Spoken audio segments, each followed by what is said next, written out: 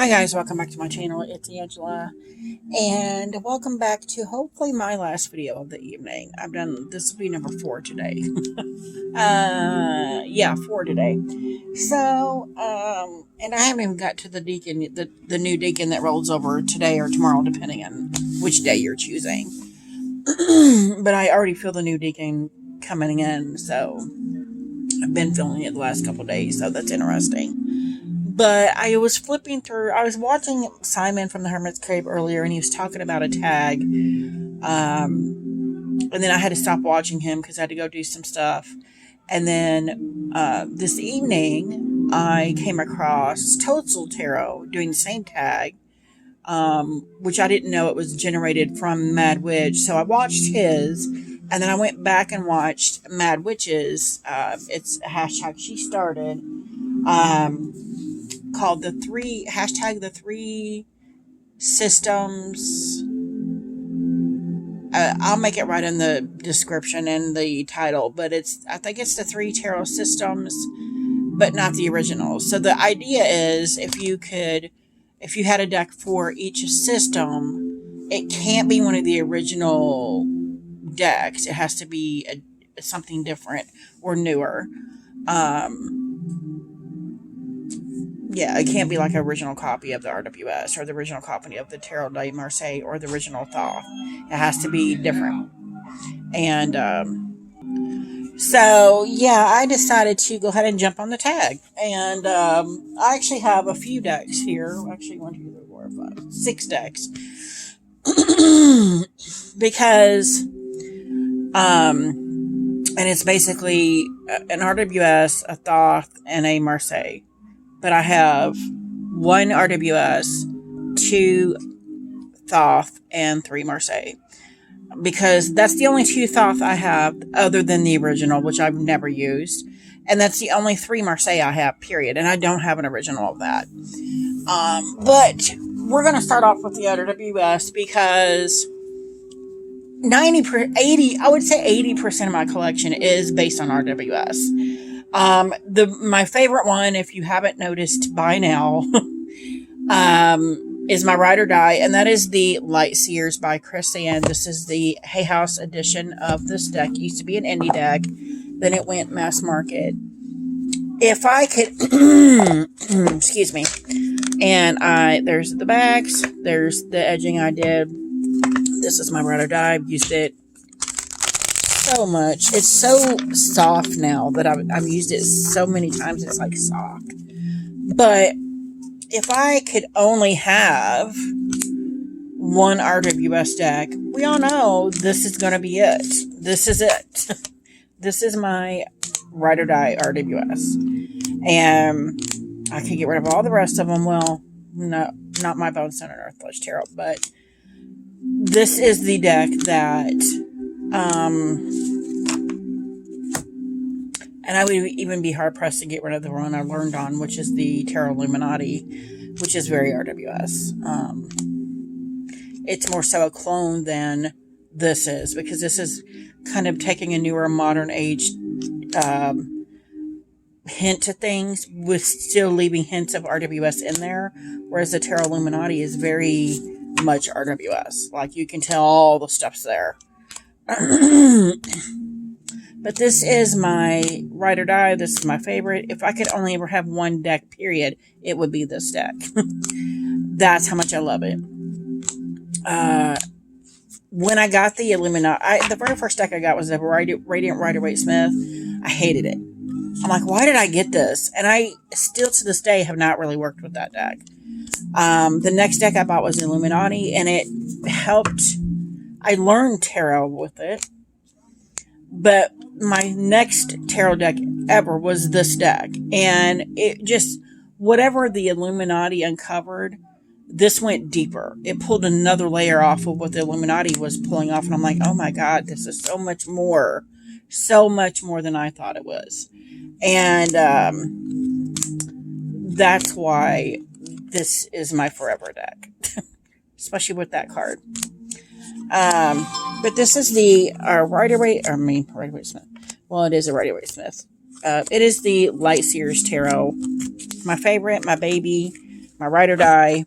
It's the deck I can put on the shelf for months at a time, come back to it, and it's literally like we just picked up the conversation where we just left off 6 months before. So that is my one and only RWS in this video. Because like I said, 80% of my collection is, maybe even 90% is RWS. So yeah, I'm just picking one spokesman, and that's the Lightseers. So and it's funny because when I started watching the video of Mad Witch doing these videos, I realized I have an original kind of copy of the RWS, which is the Radio Smith. I also have a couple others that could be considered like original copies, but not like the original. It's a copy of the original. I only have the one Aleister Crowley Thoth Tarot. That's the original. And then I don't have any original Marseille because I really haven't found any I liked. There's a ton of them out there. I just don't like the coloration, or I don't like the positions of things. Now, Mad Witch's Marseille that she showed, the classic tarot, actually looks really cool.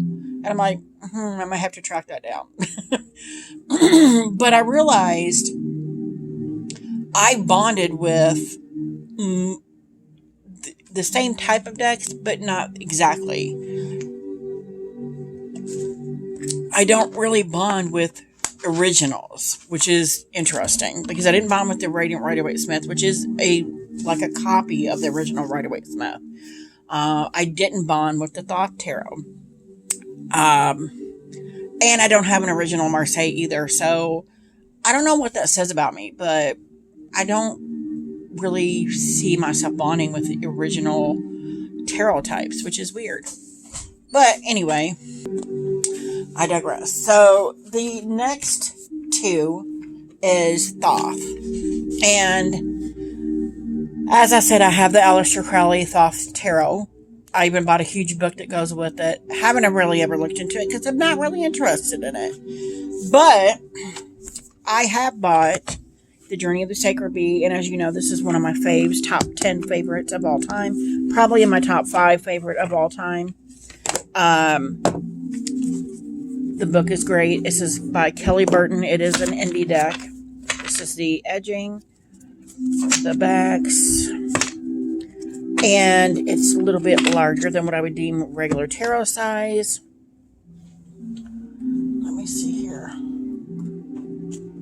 So I'd say the RW, this one is regular tarot size. It's quite a bit bigger. And it's funny because I'm sitting here talking about how I don't bond with original decks, and this is a stunning deck. And it took me a while to buy this, but it stalked me until I bought it. And I saw it on Kickstarter. I'm like, I don't need a B deck. It's like, but you do need me. And I'm like, no, I don't. And then it came out on pre-order after the Kickstarter, and it said, buy me. And I'm like, I don't need you. And it said, yes, you do. And then after the pre-order had ended, all the decks had come in, and they just had extras to sell. I went on January 1st of 2021, and on a whim said, you know what? I'm sick of the voices in my head. I'm sick of being told to buy this. And I went in and bought it. 4 days later, I got it.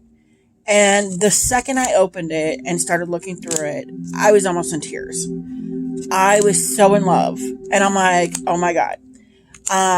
It is like the Thoth and the fact that, you know, there's keywords on the minors.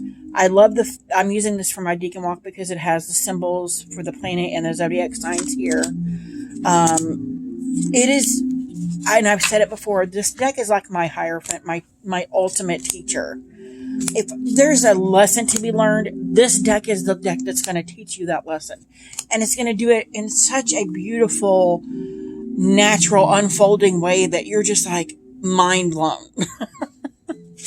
And I love it for that. And that's the reason I bought the Wisdom of the Sacred Bee Oracle and the Keeper of the Sacred Bee Tarot that is in RWS based tarot. But, you know, it's her trifecta. And I have them all. And I love all of them.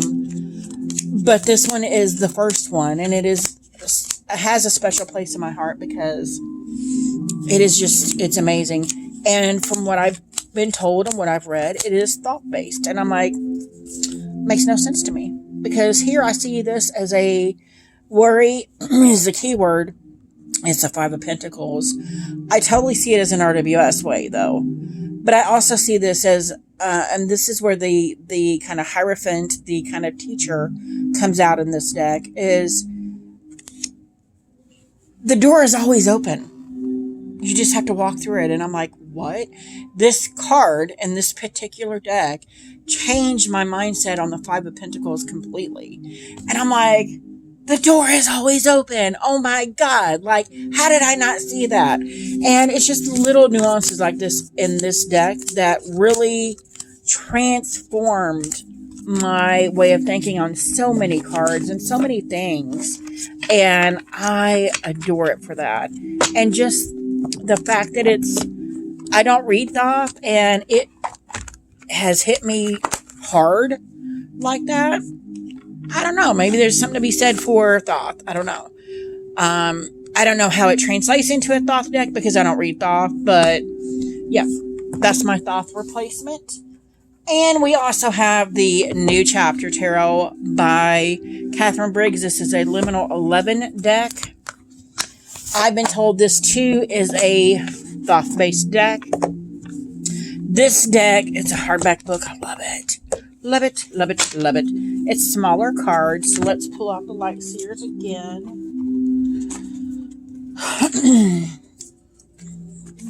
And you can tell it's chipped on the edges. I've used it a lot. It is fatter than the Light Seers, but way shorter. So it's almost like a poker deck size. And I love that about this deck. I love the backs. I have a special edition of this deck from Liminal 11. Of course, this to me leans more toward Thoth. You can tell this is more of a Thoth-based deck. However, this is a deck that I bought on a whim because I, for some reason, needed to have a Liminal 11 deck. And I'm like, none of the ones I've seen really do anything for me. They're all weird colors. I don't like them.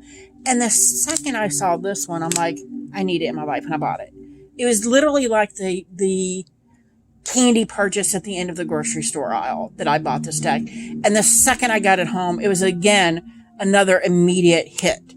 And I bent this card. I hate it. You can see the crease. I bent it. It was so devastating. I just bought this deck when I bent that card. I'm like, oh my God. But you can clearly tell this is more Thoth-based. But I don't care. I read intuitively. So, and like Mad Witch was saying in her video, it's not whether you read RWS. It's not whether you read Thoth. It's not whether you read Tarot de Marseille. It's, what that card says to you in that moment. And I totally believe that because to me, that's the intuitive way of reading it. And oh my God, it's such a stunning deck. But again, it's taught me so much. And I'm like, it's so beautiful. And it's so transformative in how it teaches you the things it teaches you. And I'm just like, I want to say, am I a Thoth reader? But at the same time, I still have no idea how this translates from what I know of RWS into a Thoth because I don't read Thoth. So, but yeah, this is a stunning deck. Both of these are gorgeous. So next we have 3 decks. I'm going to go a little faster because we're 14 minutes in and I didn't want this to be that long. Marseille. The first deck I ever bought that was kind of Marseille, kind of RWS, kind of a blend of the two was the 5-cent tarot, which is not in this video. But that does lean to me more toward RWS and kind of a pip deck, so I kind of left it off. But I have 3 decks for Tarot de Marseille because that's the only Marseille decks I have. I have a lot of pip decks, but only 3 technically Marseille decks. One of them is and I made a pouch for it because there's an astronomical amount of cards. And this was mentioned, and I didn't see Simon's picks, but this is the Triumph della Luna Paradoxical Rose Edition. This deck and me, I wanted it so bad, and I wanted it so bad, and I wanted it so bad. And I was like, I need this deck in my life. And that's all the extras. I mean, you just saw me pull all the extras off. I saw this on somebody's channel way back in the day. The wonder why I bought this deck. They're just freaking stunning. I mean, the whole deck is stunning. The Queen of Swords is it's all stunning. It's all stunning. I saw this deck and I'm like, I don't care what kind of deck it is. I need it. It's beautiful. And I held off for about 1.5 years. And then all of a sudden he was like, it's going out of print. I'm like, what? And it went out of print. And I'm like, I'm so sad. I wanted that deck so bad. And so I contacted Patrick Valenza. And I said, do you have any more? Do you have any with like torn boxes? Whatever, I'll buy it. And he's like, well, I have one left that's got the extra big pack with the Oracle and the animals. He said it's a little bit more expensive, but I said, I'll take it. And I bought it, and it was his last one. And I have not regretted it. I don't read Marseille.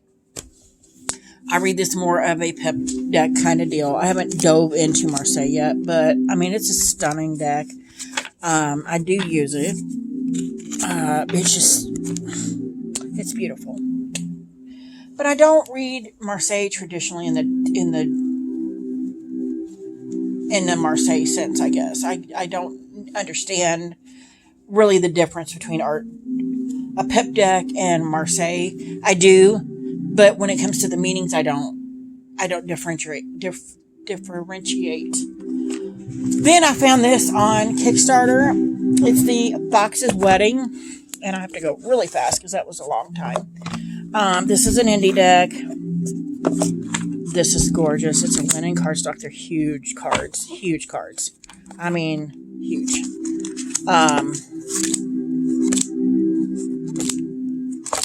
Huge. But it's stunning. And it was on Kickstarter. It didn't make its goal the first time. The second time around, it did. And I got it. And I'm like... Then they came out with a book, and because I was the first person that did a walkthrough of their deck, they sent me the book for free. Then they sent me as a thank you for reviewing both, they sent me an 8x10 of the Queen of Swords, and I'm like, oh, I love it. So this deck will always hold a special place in my heart. Never mind the fact that it is stunningly beautiful. Look at her. I have an 8x10 of her. Like, it's stunning. Stunning. Stunning. Stunning. Stunning. And I think this is still on Etsy. I'm not sure. I haven't looked. But it's gorgeous, and I love it. 2 pieces. And that is my second Tarot de Marseille. And then the third is an indie. It's a Tarot Siren. It's because it's got freaking mermaids. I mean, come on. It's stunning. And the Little Mermaids. And it's a pocket size. You can throw this in your bag. Take it anywhere you want. Everybody's seen this deck. Look at that. Love it. Love it. Love it. But I don't read these in a traditional Marseille because I've never bothered to learn Marseille. I read it more of as a pip deck. So, but they're gorgeous. And that is my, what do you call it? Tag to Mad Witch. And yeah. That's all I have to say. If you guys have any questions, comments, concerns, don't hesitate to comment below. If you like this video, give me a thumbs up. If you want to see more, please subscribe. And it's July 1st, Saturday, July 1st, 2023. It's almost 10 o'clock, I think. People are shooting fireworks out, so I'm going to go watch them. And I'll talk to you later. Bye.